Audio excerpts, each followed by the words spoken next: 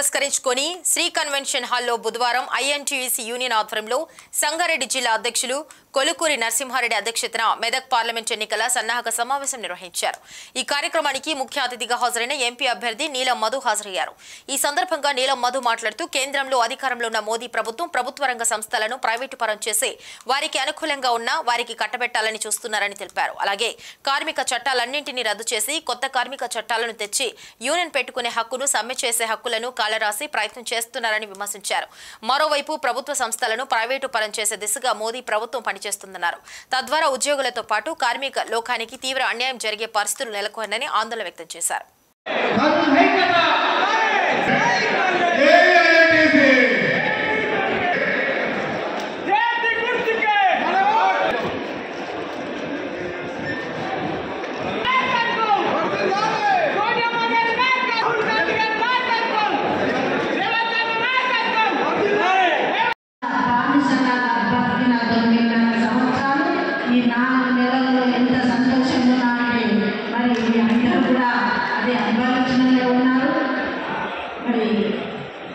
ఈరోజు ఈ విధంగా ఉన్నాము అంటే దానికి మరి ముఖ్యంగా కాంగ్రెస్ పార్టీ మన నాయకుడు రేవంత్ రెడ్డి గారు దమ్ము ధైర్యంతో ముందే చెప్పడం జరిగింది. ఈసారి తెలంగాణలో కాంగ్రెస్ పార్టీ జెండా ఎగరేస్తున్నామని.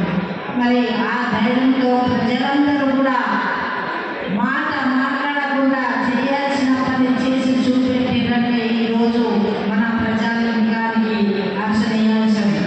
అలాగే మహిళా సోదరులకు కూడా ముఖ్యంగా నమస్కరిస్తూ ఇప్పుడు ఐఎన్టీసీ మేడే కార్యక్రమానికి ముఖ్యంగా వాళ్ళకున్న ఇబ్బందులు, వాళ్ళకున్న బాధలు ఏది ఉన్నా కాంగ్రెస్ పార్టీ గతంలో చేసింది. కానీ 9 సంవత్సరాలు ఎవరు కూడా అయ్యో నా పాప ప్రాణాలు పోతే కూడా దాచిపెట్టి దాన్ని కప్పిపుచ్చి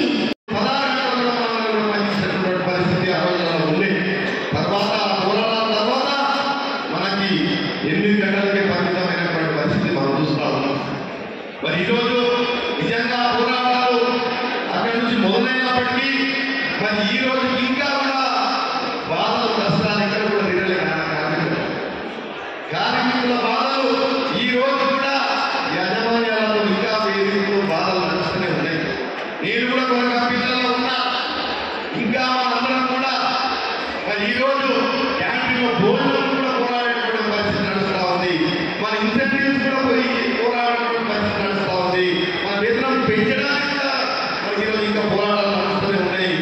ఇంకా యాజమాన్యాలతో వాళ్ళ ఉన్నటువంటి దౌర్జన్యాలు ఇంకా నడుస్తూనే ఉన్నాయి. ఇంకా మనకి చట్టాలు సవరించవలసినటువంటి అవసరం ఉంది.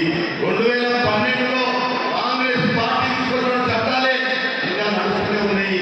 ఖచ్చితంగా రేపు ఈ పార్లమెంట్ ఎలక్షన్ తర్వాత మనందరం కూడా మరి కాంగ్రెస్ పార్టీని మరి ఇక్కడ ఉన్నటువంటి మెదక్ పార్లమెంట్ అభ్యర్థి నీలం మధు గారికి